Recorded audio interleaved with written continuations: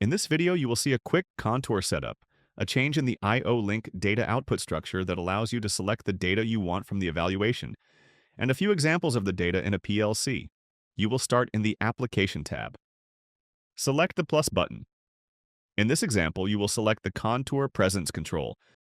This is a quick overview of the wizard steps. Click Next. More information is here. Click Next. Change the trigger to process interface. Select the next button. The O2U5 camera will autofocus by default. Select Next. Turning off some of the internal illumination helps better define the washer used for the demo.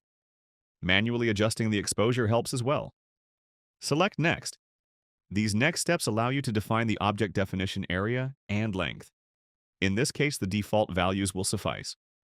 Select Next again. Minimizing the size of the search zone helps the camera process the image faster. The main parameter to take note of here is the minimum score. This value defines what percentage match of the contour must be met in comparison to the original definition to be considered a pass. In this case, as long as the object contour matches within 85% or higher, it is considered a pass. Select Next. Select Next. And select Next again. Here at this final step, you can see score data, orientation, object number, and ROI number. In order to better define the I/O link data output, select the User-Defined Mode button. This will take you out of being able to use the wizard for the application. In the left column, select Logic. You can see here that the pass-fail logic is based on if a matching model was found. With that in mind, in the left column, select Interfaces. Select the I/O link tab to view the data structure.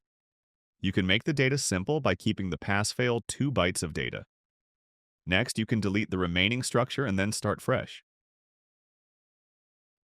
Select Application Results. Select Models. Select ROI Results. Select Contour Matches. From the list of options, select Score. This will be the percentage match score in relation to the contour parameters set in the application.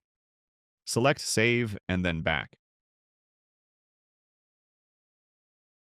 To test the application trigger, make sure that you either disconnect or click into the monitor mode when testing the I/O link trigger functionality via the PLC.